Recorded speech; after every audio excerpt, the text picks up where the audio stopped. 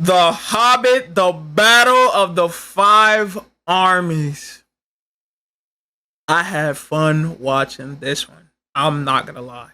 This movie set this movie was set up by the decimation of Smaug. Right. So much in that film. Coming to this one. You know, for a Hobbit film, right, and the standard that I had placed on it from the first one, did it meet the expectations of the first one? Did it surpass the expectations that I had from the first one? I'm gonna say it didn't, right? But it's self-contained. It didn't meet the expectations from the first one, right? A lot of the problems that I had with it just come from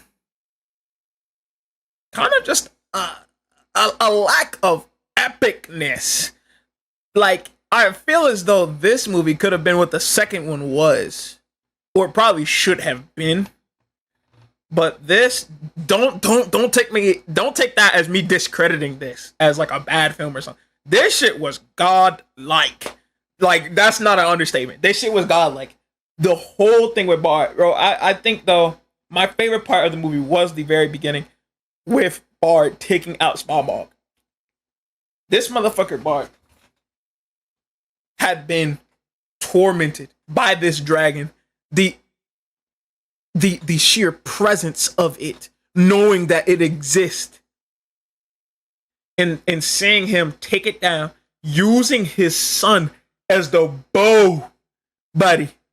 You cannot make it up. You can't make it up. You cannot make it up.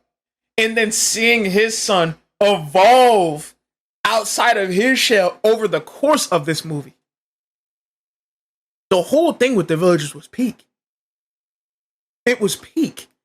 So where did it fall down for me personally? It fell down around, I want to say Bilbo, Thorin, because the things that I had set up in my mind for those characters kind of were not met. Not to say that I'm mad that Thorin is, dead, or that Bilbo is just chilling.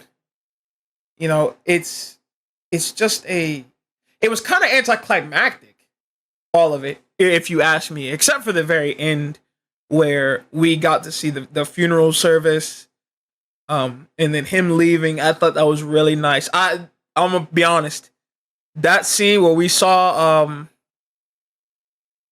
both of these, we saw Bofuri start crying. That shit almost had me. And what also almost had me was at the very end when they were auctioning off his stuff, and Bilbo was asked, "Who the fuck is Thorin? Who is Thorin Oakenshield?" And it was like, he's my friend. If they had more of that, oh my god. In my mind the whole time while watching the war unfold, I'm thinking like, bro, this could have been talked down. This could have been fixed. This could have been an issue that we did not have to go through. This is the final collage, but we didn't even have to get to this, man. This didn't have to happen. Not to take that away from the movie, because I was a thought that it was just neutral on. That was just like, yo, this did not have to happen. This is crazy. This is happening because of this shit. So Thorin, in his final battle with Oslock, I had some gripes with it because I felt as though it really was not the final battle. Like, it didn't feel like a final battle. Now, I wanted there to be more talking. I wanted there to be more dialogue between the two. Less just kind of staring into space. More dialogue, more talking, because that is what sets up really good scenes, really good impact for actions. Me seeing that motherfucker get stabbed. If we had seen Aslog talk to Thorin, finally, I get to kill you, something to build up the stakes of the match. Because it really just felt like, we finally got him. We finally got to it. Here we go. This is it. Instead of oh my fucking god, this is really fucking happening right now. You know, like there's a big difference. There's a big difference. Oh my fucking god, yo. Thornton talking about how maybe potentially talking about how he's gonna avenge everybody. Nothing. We didn't really get anything on that. But again, right? I guess that was the point. Like they set up just so they can have a battle, a clash. But I only find that stuff cool if the battle itself was that, kind of intuitive. It was kind of just dodging some fucking slug hammer shit. Like, for real, the whole time. And he was like, finally, I got you. And stepped off the fucking podium and let him drown himself. And I'm like, Thorin? You're not even going to kill confirm that motherfucker. Real talk. Goes, gets ambushed. And he's like, ha ha. And fucking stabs. I'm like, yeah, that was cool. That was cool. But imagine the dialogue. I feel like because of how passive it was and how they weren't talking, it kind of enabled or allowed for him to just fall under and just not even want to confirm the kill and just be done with it. Because they never talked. There was no rage. There was no anything that went into the battle besides this is the battle. This is the foretold thing. Like, look at the first movie. The first movie had Thorin on fucking edge the whole fucking time. And Aslog actually fighting him too. And we got to see Aslog like, yo, I can't wait to kill this mother. I want to kill this mother. I want that mother's head. And final battle, they show none of it. It's just like, bro, what happened to all that? What happened to all that, bro? What happened to all that, bro? But again, it was still cool. It was cool. It's just like, I wish that was built up more in the film. It just really wasn't. And Bilbo in the ring, I found that underwhelming. I don't know. There was something underwhelming about that, to be honest. And I guess if I haven't said it before, I recorded this already, but maybe if I haven't said this already, literally, it didn't feel like the end. It didn't feel like the end. And it didn't feel like a desirable continuation. I think that is what really is holding this shit back from being a 9 or even a 10. Besides the fight scenes that I thought just weren't really built up on like that, what really held it back was the fact that I just feel like this just wasn't it. Like, it was like, this is a cool story, but is that really it? Like, bro, 60 years and that's really it. It's done. That's just it. That did not sit well with me at all. It did not. But it is what it is. I understand. I recognize that this is the prequel to Lord of the Rings, and I watched this first. So I gotta watch Lord of the Rings. I gotta see where that shit comes from. I have to see the story of the actual Lord of the fucking Rings, the mainline fucking series.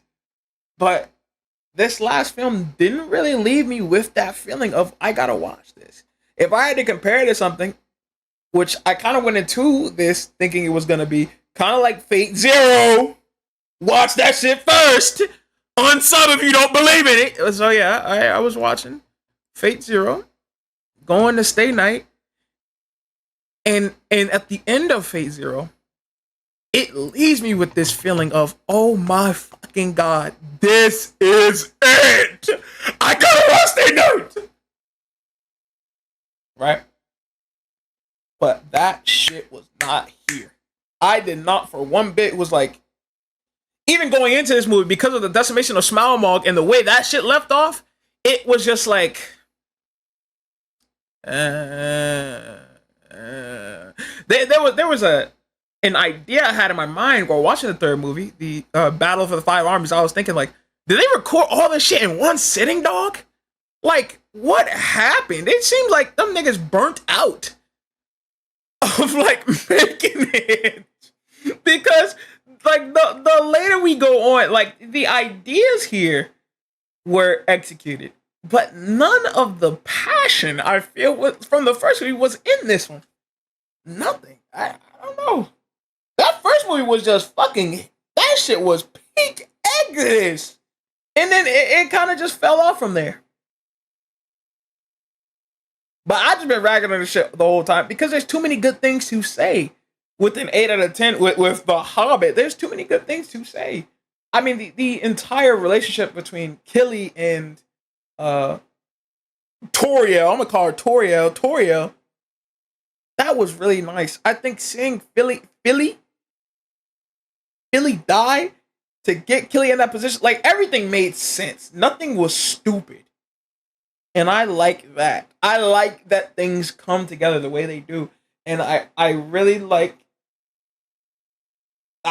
how after the battle was planned, during the battle, I didn't really have any thoughts. I was just thinking like, yeah, this is war. Cool. Maybe like there was nothing really, it was just war. Like, yo, motherfuckers is dying. People are dying. I was thinking the whole time like, yo, people dying left and right like this. Like, it's actually impressive how no one of our main characters died in this war yet. I don't even know. Did Ballin die? I gotta see. I don't even know. Because I know he hopped off the thing. And then he went to shoot arrows. He's like, I'm too old for this, man. Bro. The cast of characters is great. It's great. This is the Hobbit. This is peak, But I can't wait to give Lord of the Rings a try because besides my urge, because I don't have an urge to go watch it, I have an urge to finish the series. And that is the mentality that I went from Decimation of Small Mall, because the Decimation of Small Mall wasn't really like that. It just made me go, yeah, that was a movie, cool, next. Instead of, I can't wait to watch the fucking Battle of the Five. And just like the Battle of the Five, I'm left with this, or just like Decimation of Small Mall, I'm left with this feeling of, yo, that was certainly a movie. It was a better movie than Decimation of Small Mall, but it didn't achieve what the first one did. I can only hope that the Lord of the Rings shit does this consistently and takes from what the first movie had done and just Omega expands on it, because I know there were people who were telling me, do not even watch the fucking Hobbit. Don't even consider it. Just watch Lord of the Rings. And I think for a series that people vouch for like that, to not even give the other series a chance because it's that Exodus peak of this, I've got my hopes up, certainly. But last but certainly not least, though, before we leave, misty eyes in the sea fire. Hold on.